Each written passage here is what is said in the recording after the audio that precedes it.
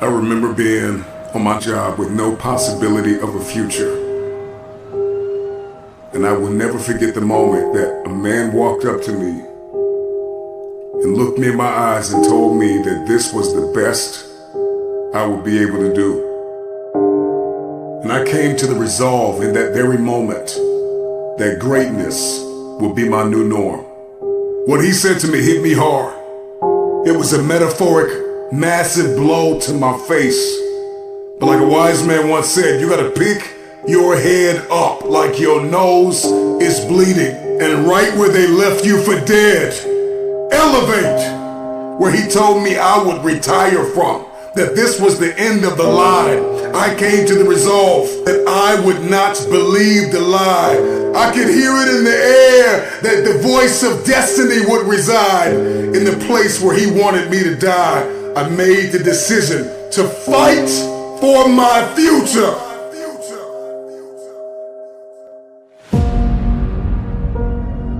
You will not pause.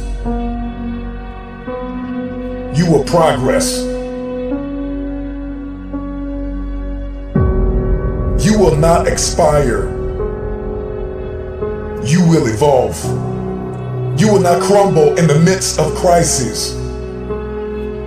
You may be neck deep in what seems to be a catastrophic storm of chaos, but I pray that in this moment you will find the calm, the peace, the hope, the faith, the courage, the expectancy you need to live and not die, to move up and not stay where you are.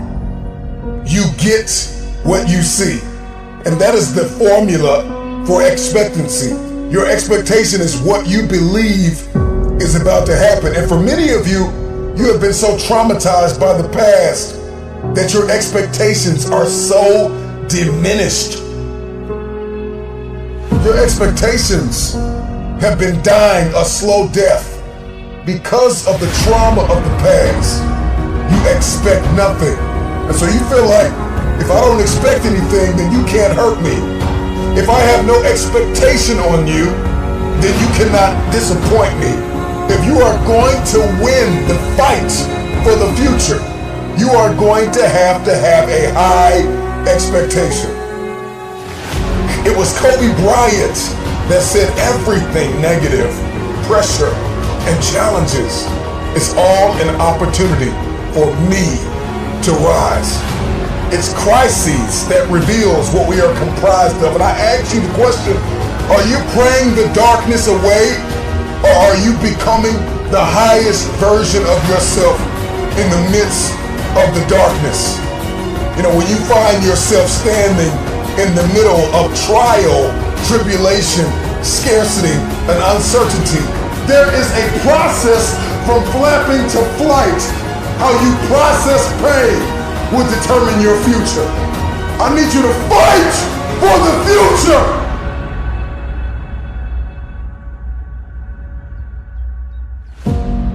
Let that sink in for a minute.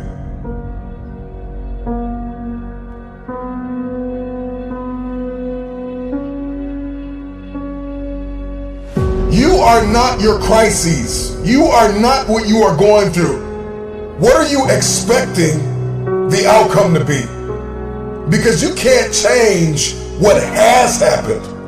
However, you can change what will happen.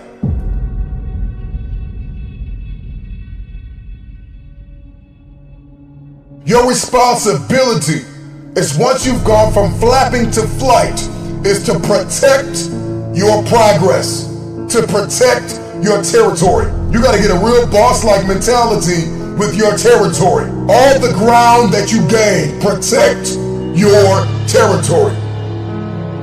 I ask you the question, when are you going to stop thinking that you are what you are going through? When we step into elevation and we get that, what I like to call that bird's eye view, we gain a greater perspective when we zoom out. And too many of you are guilty of becoming what you are going through. You are not what you are going through. See, in the game of life, those who have an elevated perspective will inherit the future. And it is time for you to fight for your future. How bad do you want the future? I want you to let that question sink in. Because the day you stop quacking with ducks and start flying with the eagles, all of a sudden everything changes. But you know, for many of you, you are addicted to the company of the duck. I need you to scrupulously examine the landscape of your relationships. Because if nobody told you, let me be the first one to tell you, separation precedes elevation. It's a lot of people in your life that are holding you down, that are holding you back. There are some people you're going to have to let go of in order to elevate above the noise, above the dysfunction, to be a light shining brilliantly through the darkness, above the uncertainty, high above all murky waters, beyond the pain of the test and trial. Elevated people will always ask themselves, what did I learn in the midst of it all? King David said in Psalms 119:71, it was good for me that I had been afflicted, that I might learn thy statutes. And when you're stepping in this space, in this realm, in this world of elevation, you are not asking God, why am I in pain? You are asking God, what am I getting ready to become? With high expectation, elevated people will ask themselves, what am I getting ready to become? And what will I learn in the midst of this? While the world is in panic, while the world is perturbed, while the world is puzzled, you pray and plan your next move. Don't fear the dark.